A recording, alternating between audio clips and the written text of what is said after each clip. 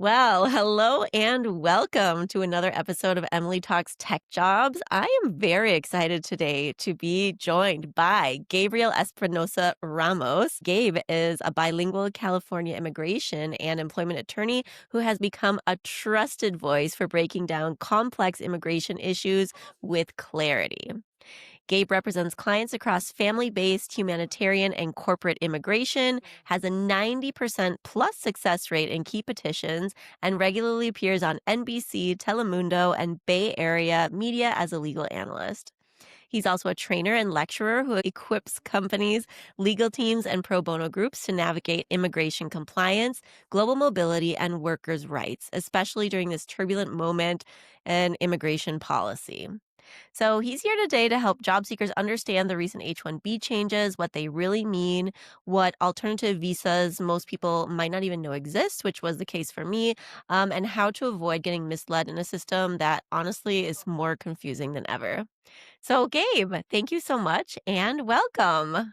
Thank you so much for having me, Emily. Happy to dispel myths, break down these kind of overly complex. I think the media sometimes makes this topic especially overly complicated. My goal is to just break it down for folks who are looking for a job, who are in this situation or could potentially be affected, right?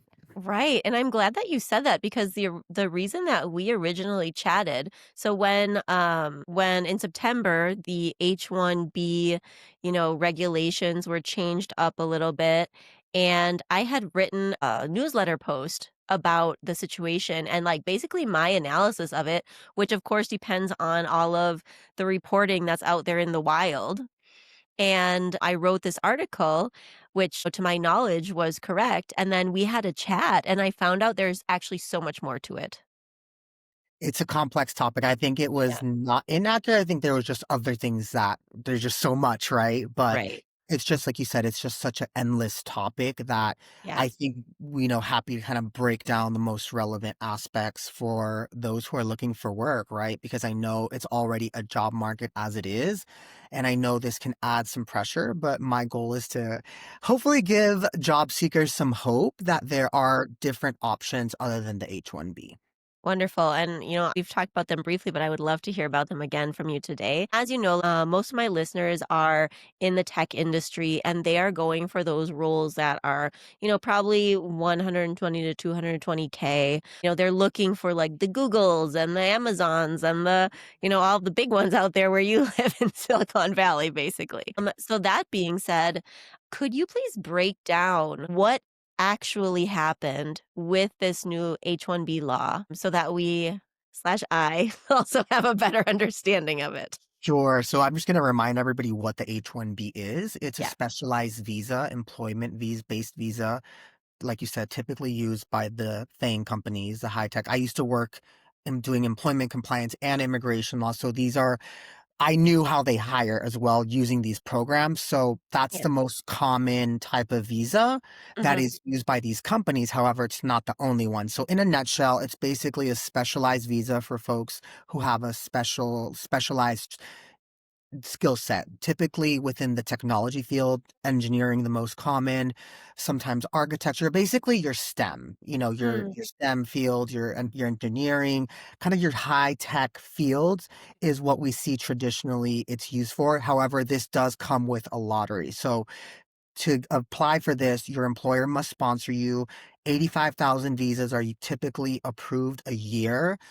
Applying for the visa allows you to apply, but it doesn't necessarily mean you win the lottery. You have to wait. Employers typically apply in March every year, and then they wait to find out whether their employees were selected in the lottery. And so what most employers do is they have a backup in case their employees are not selected. So it's highly Wow. competitive, and that's why we see a lot of simultaneous petitions going on while the employer is sponsoring the employee. And so that's what it is in a nutshell. And then what this law, this executive order proclamation that the Trump administration created is basically adding $100,000 fee to each H-1B application. So let's Mhm. say you get hired by one of these FANG companies, right? Google, Right.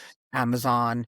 That's not necessarily going to be an issue, or pose an issue because they have the budget. But if it's a more smaller based startup or Mm, mid-size, they will, in my experience, be a little more selective in who they select to sponsor, given this high cost. And this is in addition to all the other fees that they have to pay for to apply for the visa as is. mhm, So I just wanted to clarify that point. It's for each visa, but things that it does not apply to. So this does not apply to pre-existing H-1B. So if you already have an approved petition, you are not, are not affected. It does not apply to renewals within the same employer.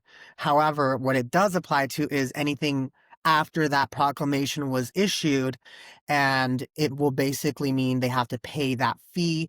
Let's say if the person has an existing H-1B, right, from another employer, that will most likely apply, it's treated as a new application and pay the fee.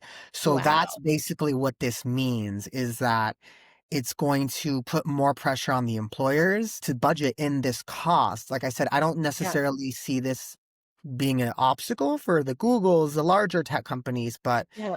mid-size is where we're probably going to see more competitiveness with the jobs. Right. But that also being said, I looked back at this newsletter article that I wrote, and I just looked at some of the statistics year over year of number of petitions, no, beneficiaries approved by the top 100 employers in the United States. And Amazon came out at the top with 10,044 of these approved petitions. That times 100,000 at the end of the day, that is quite the chunk of change, even for an Amazon. Exactly. And I would Right. imagine they have that budget in place. Mhm. But I think what happens with this is that this is just what is typically used as the go-to petition. But this is why I think it's so important for legal teams at these companies, both larger and smaller, to assess what some of the options are. So the bases for the H-1B is extraordinary ability. That's what USCIS defines as an Mhm. immigrant of extraordinary ability in a skill trade that is highly needed in the Mm, US. So that could be many industries, right? The O-1 has a larger blanket categorization of that. So that can apply to not just people within the STEM field. It could also apply to business owners. Let's say like your tech founders, your startup founders who are within that field, your artists, who have the requisite requirements to meet what is exceptional ability. I just did this is a harder green card petition from O1 from an artist who does cartoons, oh, national cartoons, political sometimes, sometimes not. Cartoons, but he had a history and he also was entrepreneurial. He did some curating for NASDAQ, and we were able to also apply for the EB-1A green card because he had what USCIS deemed as extraordinary ability. So as you mm, can see, it's very diverse in what right. extraordinary ability can apply to for these types of visas. So I just want to add quick caveats to that. The O1 is the extraordinary ability visa. It's a visa. It can be renewed multiple times. However, it's again, it's not permanent. It's basically to work here. However, as we find another non-typical example in tech, but applies here too, is for example, we talked about this example, telenovela actors. You see Yes. a lot of the actors from that main television station in Mexico, which is basically Mexico's Hollywood, Televisa. Mm, Their work qualifies to sponsor their employees for the O1. And some wow. of the artists, the actors, they enjoy living in the US so much that then they try to seek the EB-1A green card. But Okay. there's a pre-established extraordinary ability. So basically it requires not all of the requirements, but at least three of the main requirements, like, either international, like some type of acclaim, doesn't always have to be international, but high acclaim, specialized knowledge, acclaim in your respective industry. The Mhm. more of these you have, typically the higher likelihood that you'll be able to get approved. So again, the O1 is a visa, EB-1A is a green card, which eventually what we see is I have done is we have had clients, we have had approved O1s that we have then, you know, transformed, so to speak, into the EB-1A once the client has decided, you know what, after renewing this a couple of times, I've established a life here, I have a family, and they have the requirements in their specialized ability, extraordinary ability that we can apply for EB-1A. There's not a cap for that. Like the Mhm. H-1B does have a cap.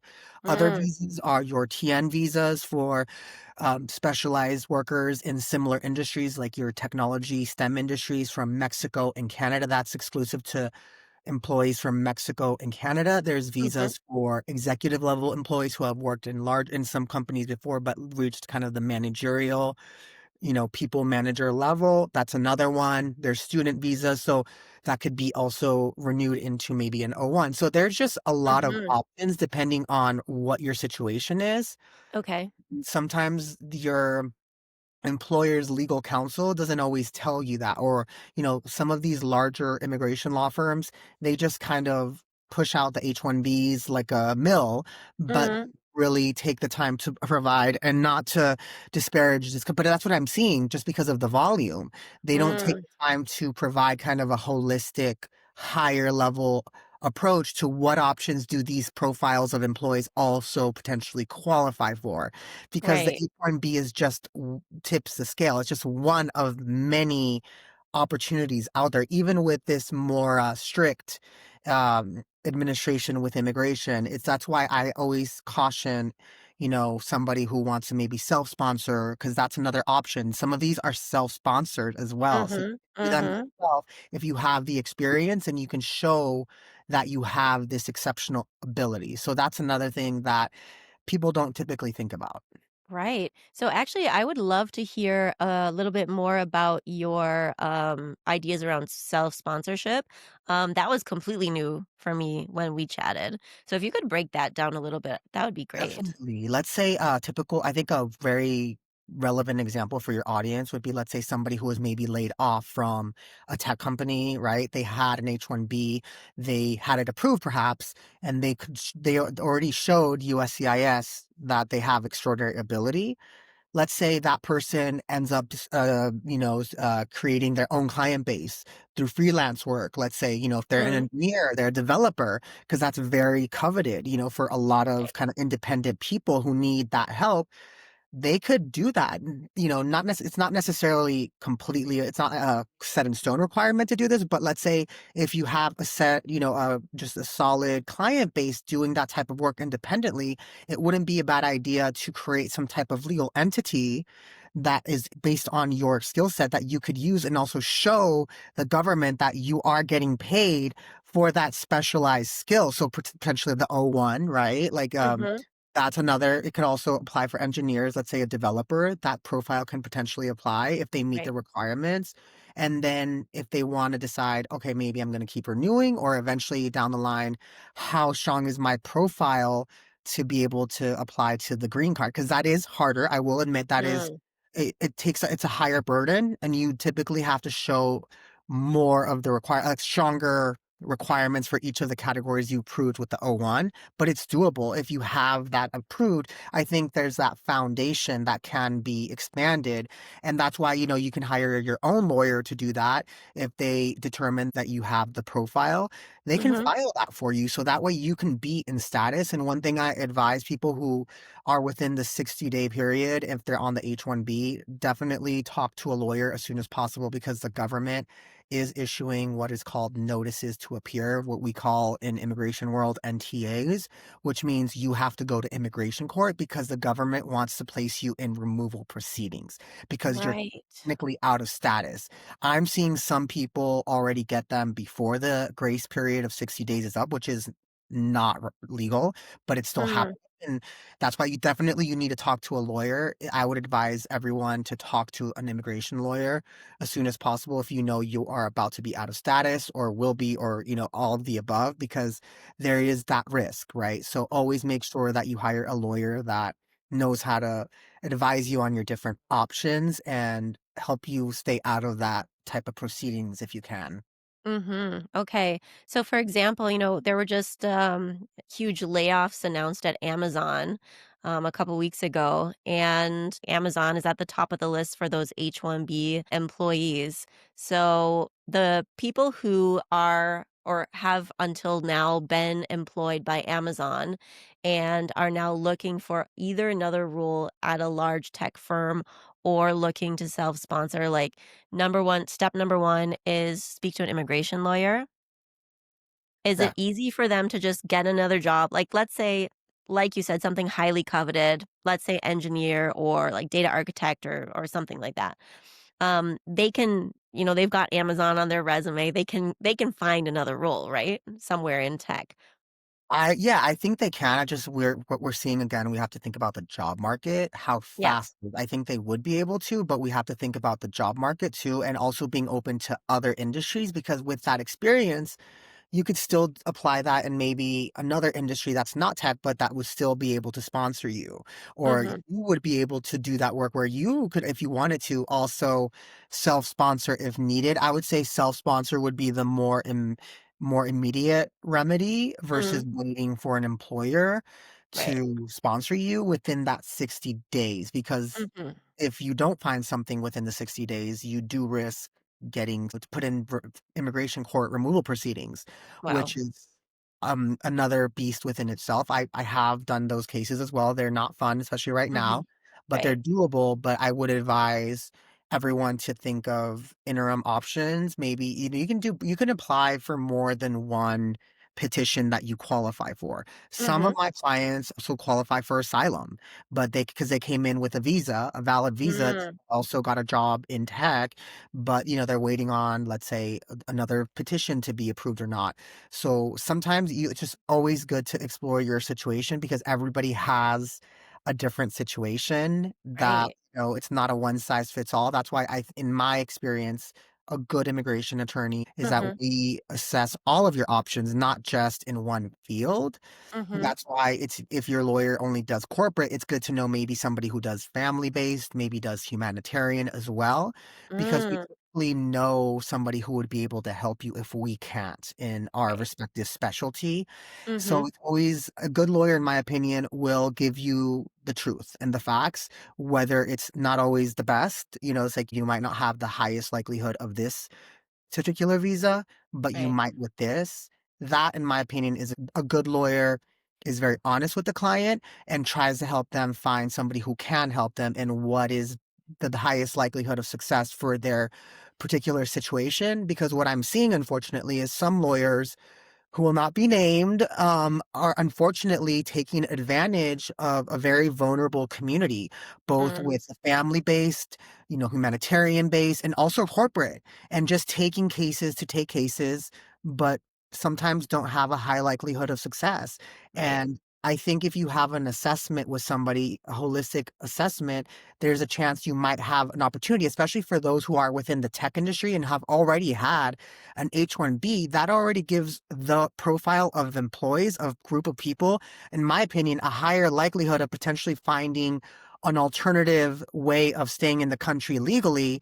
And of course, if they experience some type of hardship or persecution in their home country, that also may qualify for a humanitarian base. So it's just always good to always be honest with your lawyer about everything. I know sometimes we experience things and we don't want to discuss them because they're so traumatizing, but I really do advise everyone listening to be very honest with your lawyer Mhm. because whatever your life circumstances may be, there might be an option. There's actually options for people who have been here as well, who, for example, married a US citizen and experienced some type of violence, whether it be like financial, using money as kind of trapping somebody, harming somebody, out of Mhm. servitude, so to speak, or Right. physical violence. There are visas for that. That's kind of within the humanitarian base. They're called the VAWA visas. Mhm. There are visas for those who have experience of violent crime in the US.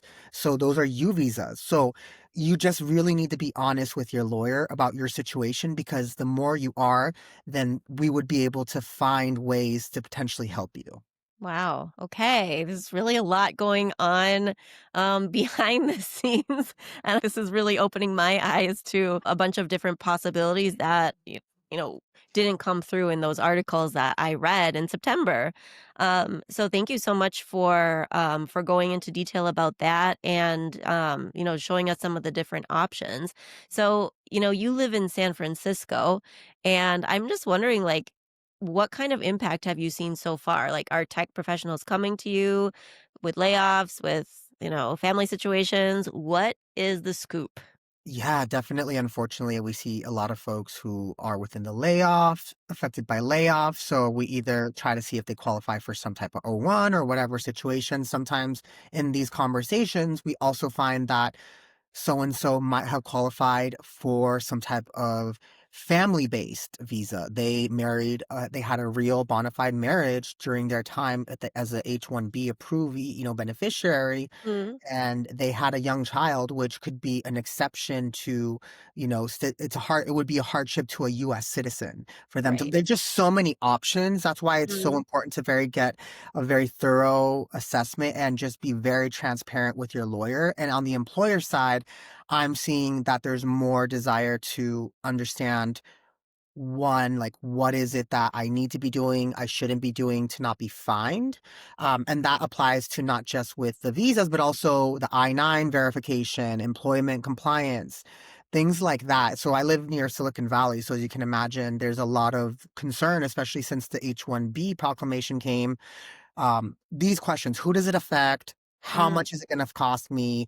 right. What visas, if you're gonna renew, it doesn't apply for your same employee, but for new hires, it would, right? So what does that mean for the employers? They do have to budget in that cost, and I'm seeing that it's affecting more so the mid-size tech companies and the startups. That's what I'm seeing. Those types of jobs are becoming more competitive because what I'm seeing is some of these companies that are more, are more in their infancy stage are really only hiring kind of people manager leadership type roles. We need one or two, type of engineers. We need a Mm, DevOps engineer. We need, a cybersecurity engineer. That's what I'm seeing, yeah. and asking for help with how to comply with the law. That's what I'm seeing a lot of confusion, and how can I navigate this both as an employee and as an employer? Because that's what I do both. And so I'm seeing that a demand for that. So that's why I really am glad that you took the time to create this space, because I just wanted people listening to understand there's not just the H-1B. If you already have an approved H-1B, like, you already have a foundational advantage because you have already shown USCIS, I have exceptional ability. Right.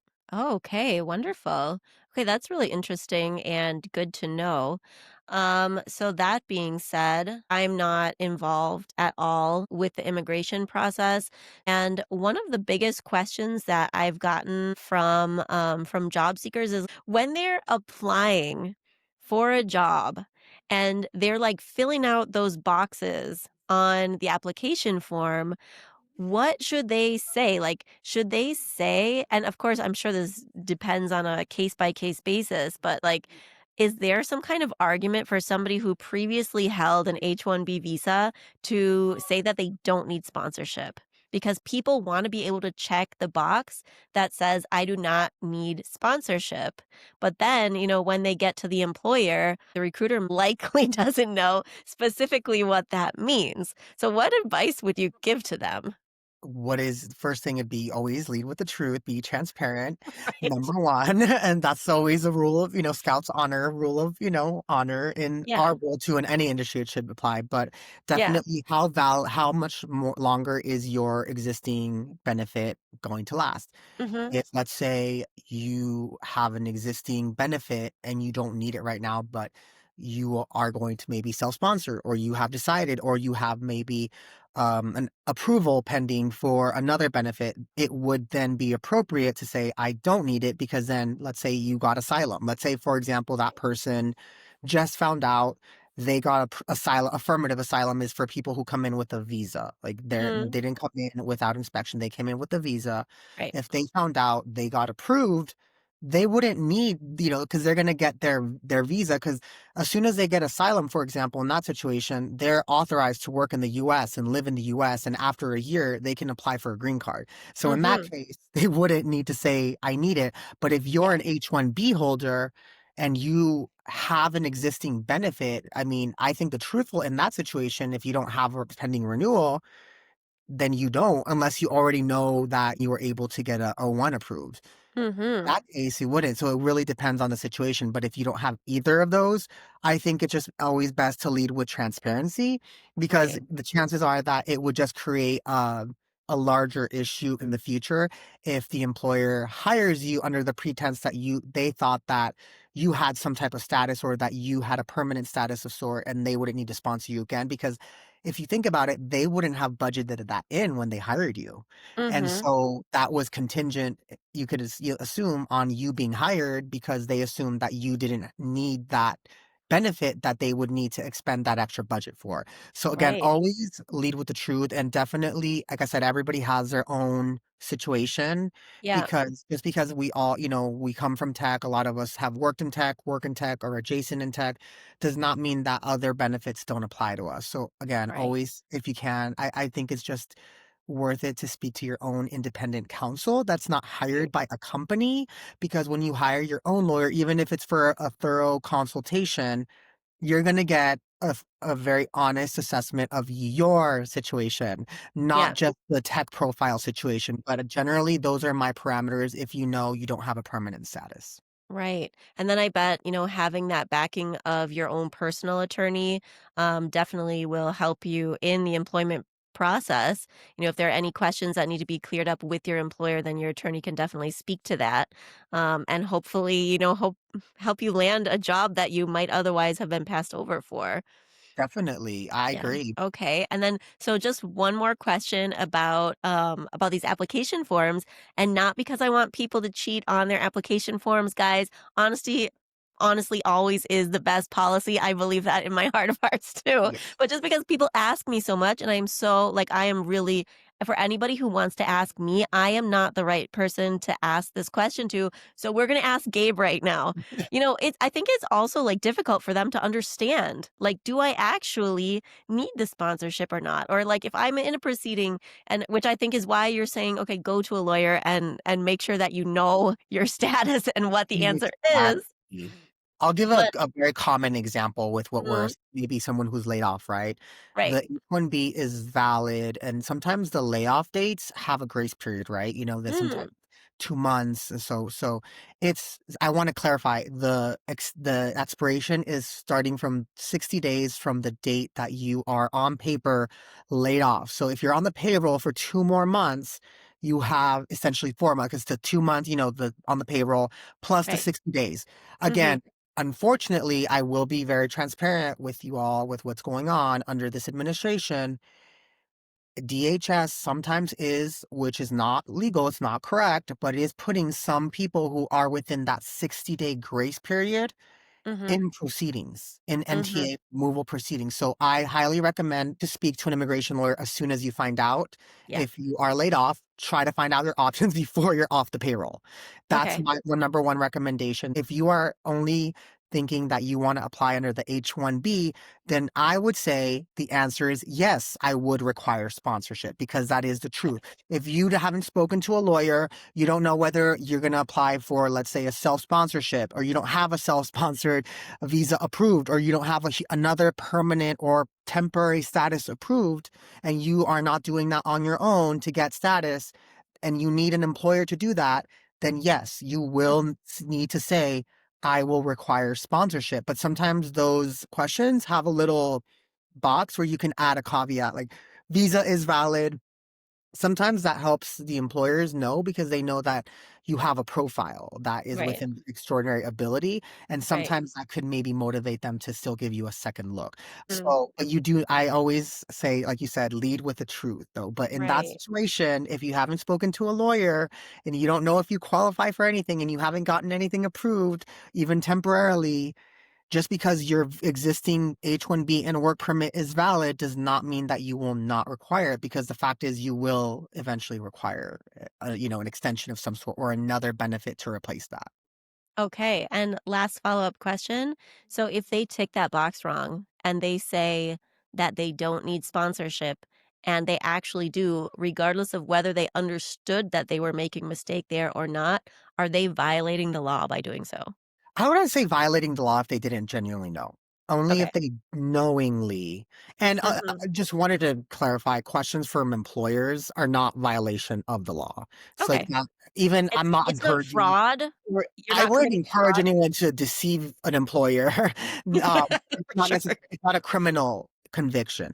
Yeah, Anyway, not a violation per se of law, but not necessarily something I would recommend if you wanna work in any industry, but it's, it's law and tech, we're a very close-knit world. Everybody knows somebody who has worked with somebody. It yeah, just would not be in your best interest to knowingly lie. But if you right. didn't know, you can just explain that on a recruiter screen and then you can explain your situation. But if you already had ideally the time to speak with your own lawyer, that might make your potential new employer feel better if you already had an assessment of, my lawyer said I'm in the process of getting this petition because I have the profile for this or that. Yeah, That might make an employer feel better about taking you on, but they yeah. might say, okay, if we hire you, then you have to continue that process. So that is something that because of this new law, we're seeing some employees are getting hired kind of under that condition though, if they do that. But Mhm. that opens up more opportunities for the job seeker if they're being proactive. I always encourage everyone to be proactive, but especially with how much immigration is changing. Yeah, I encourage you. I understand it's a investment, but it's an investment for your future, for your career. And if right. you have the skills to have gotten an H-1B, go to your network, offer your freelance work, get paid for that because that could actually be used to get you your own visa on your own. So take Yeah, advantage of your experience and then you decide if you want to keep applying to these big tech companies or maybe who knows, you could be one of those extraordinary ability cases where you get a green card because you started the next, big tech company through your innovation. Because I see clients like that who were laid off. They made lemonade out of the huge lemons they were throwing with layoffs, right. and they started their own companies that became very successful. So Wow. those are things kind of wanted to give people some hope that that is a profile for both the Yeah. O1 and the H-1B being a tech founder. Mhm. Wonderful. Okay, guys, go do it. Start your own company. You heard it here first. Or reach out to your network, get paid for your skills because there's always a demand for your skills. Yeah. If you have experience, use it because there are, I'm sure, small businesses who might become the next big thing you could use to potentially sponsor yourself to get your own next benefit where you don't always have to depend on the H-1B. Then I want to clarify these are just general guidelines for Mm, your own situation, you would really need to talk to an immigration lawyer, even if it's for a right. consultation to assess what is potentially viable for you, because this is not a one size fits all. And even if you are hired by a company, you get, let's say, an H-1B or another one of these visas, but you're not sure maybe that your company's lawyer or law firm is handling your case in the best way, you're always free to seek independent counsel to get a second opinion. And I always encourage people who are not happy with the service to do so because knowledge is power and we shouldn't be just at the mercy of everyone. We need to be proactive. I think if you understand yourself what your rights are and you're advocating for yourself, you're always going to get the best result versus just depending on a company to do that for you. Right. Knowledge is power, guys. Mhm. Sure. Okay, wonderful. So, right now, I don't know if yeah, I think I did mention this to you. So, I'm an immigrant myself, two-time immigrant. Did the immigrant thing in Germany. And I'm currently living in Mexico. So I've, experienced a plethora of different systems and immigration stuff, let's just say. And also, in my newsletter article that I referred to earlier, I had mentioned the option of looking to Canada as an alternative if you're facing the situation where you've got 60 days and you're not finding a way to stay in the United States to potentially look to Canada as a close alternative to the United States. So that being said, I wonder what your perspective is on these different systems. Do you think that job seekers who are facing difficulties right now will see better conditions in Canada, or maybe even looking to Europe for alternatives? I even think Mexico has a booming market as well. It's be doing very well under a new administration. Their economy Hmm. is doing better than ever, and there are tech entities there as well. So Yeah. I would advise anyone who thinks that they could have a possibility of migrating in a country where they feel prospects are better to explore that as well. If that's something you also want to explore, and maybe you talk after talking to your immigration attorney about options here, they find, unfortunately, this might not be the strongest profile for any of this, then Mhm. yes, I would advise people to, but that's very much a personal decision as to where you see yourself wanting to be permanently located, right? Right.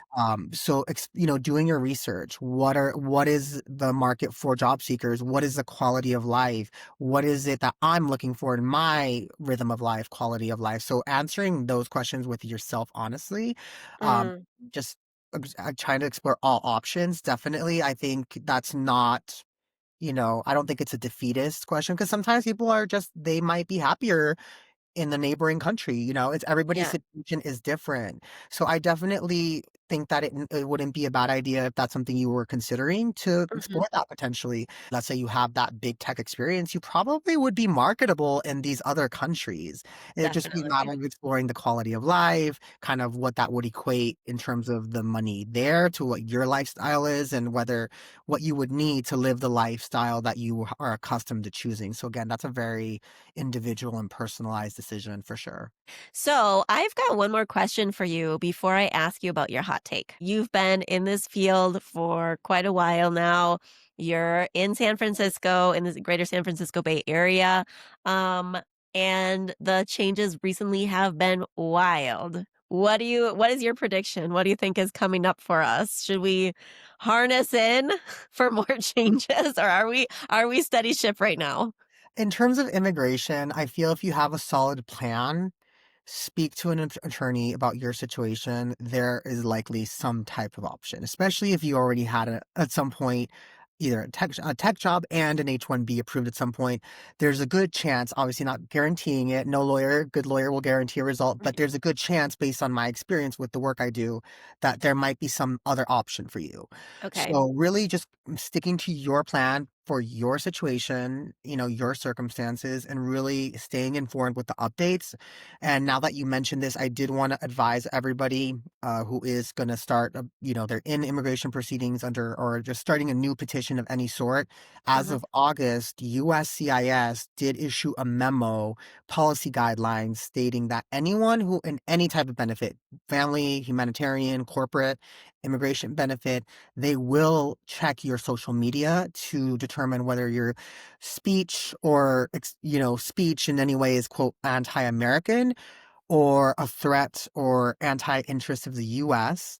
At this point, I will never advise anyone to censor them I always am an advocate of free speech, but just be mindful that there will be eyes on you as soon as you submit, you're in the system and you're submitting a renewal or any type of other immigration benefit, Mhm. all eyes will be on you, and if you don't disclose your handle, they will find it somehow because have people have full-time jobs dedicated to looking at who is making, quote, "anti-American" comments. That's another story for another day, and Wow. again, that's why you speak to your lawyer, but Mm. just be mindful that think before you speak. I'm not advising everybody has the choice to believe what they want to believe, but there are things that are not protected under free speech. Violence is never protected. Anything that incites violence is never protected. Mhm. Unfortunately, we are seeing some of the kind of backlash against folks who, for example, in the Free Palestine movement. I don't find that violent in any way, but the government might find that. So just be mindful of what you post and just Mm. remember you do have eyes on you. Once you Right. submit this petition, that is a policy. Well, I don't necessarily agree with it, but I'm always here to tell you what it is, even if it's not what I want to hear or you want to hear. Just remember, to be cautious with that you will be scrutinized in some way. Right. Absolutely. Wow. Words to live by. So that being said, Gabe Espinosa Ramos, what is your hot take? Explore, what you might not have thought to explore before in terms of immigration. Think outside of the H-1B bubble box. Like I said earlier, be very transparent with your lawyer. Again, I think one, just having the mentality of, I don't think it's a bad idea to just budget in, okay, you know what? Even if it's just a consultation, I should just I should be okay with that because Mm. that's going to help me increase my likelihood of finding something that I can find long term to keep me in the country lawfully. Right. So thinking of that and being open to using your skills to work for yourself, offer your services to your network who might, you had a good rapport with during your time in tech, because there's likely going to be somebody that would hire you for some capacity. Right. Put yourself out there, talk to a lawyer, and explore all of these options, not just the corporate, but maybe humanitarian. So Mhm. just be very transparent and don't be afraid to be vulnerable and just be open, because your lawyer needs to know and these things are can be relevant, because you might not think, oh, my marital situation from with a US citizen where I was ashamed of, that might get you a permanent status, because those VAWA visas can lead to a permanent green card if you were exploited by an employer and somehow Mhm. you were trafficked in for labor. Like, and then they didn't pay you, they didn't give you your fair, breaks. Potentially, the T visa. There's just so many options. That's why I say talk to a lawyer who is either very well connected or who specializes ideally in, for sure, the corporate, right? Because you already got the H-1B. But if you can also talk to somebody who has a connection to people who do the family based, the humanitarian based, it Mhm. would not be a bad idea, because all of those connections, those levels of expertise open up your possibilities of getting a permanent status in the US. Wonderful. So it sounds like all hope is not lost. Go talk to Gabe. He knows his stuff. Are you only able to, serve clients in California or across the US? So immigration is federal law. So we can take clients across the US for those Mhm. proceedings. I'm mostly taking like the specialized visa. So right now either like the O1s, sometimes the H-1B1As, Mhm. select asylum or family based, but I'm always able to offer a consultation because I'm very well connected to colleagues who do both. So Mhm. definitely, whether it's with me, whether it's with somebody else, just always talk to a lawyer who knows their stuff, and the Wonderful. people in my network I pride myself in, my colleagues are very ethical. That's another thing, guys. It's don't let yourself get taken advantage of. If your Yeah. lawyer is not, just takes their case even though they don't give you a honest assessment, that kind of should be a red flag to you. If your lawyer Mm, is not following up on time and is letting deadlines pass, that's not a good follow-up. So, right. and that can be reported to the bar, right? So if you need help with that, I can refer. I just don't like seeing people get taken advantage of. I used to be a tech employee too. I have been affected at one point by a layoff, even though not the immigration, didn't have to deal with the immigration implication, but I know what it's like to have employers or other people try to take advantage. So just try to find somebody that will keep it real with you. And if I'm able and have the bandwidth to speak with you, I'll always give you an honest and thorough assessment, even if it's, what, I'm unable to help you with this situation, but this colleague might. I'll Mhm. always try to steer you in the right direction, even if I can't help you. Okay, wonderful. So knowledge is power, guys. If you either need assistance with your case or you or your company need training, um, feel free to reach out to Gabe. We will put his contact information in the comments below. So, that being said, Gabe, thank you so much for being here with Thank us you today. I so much. really appreciate it.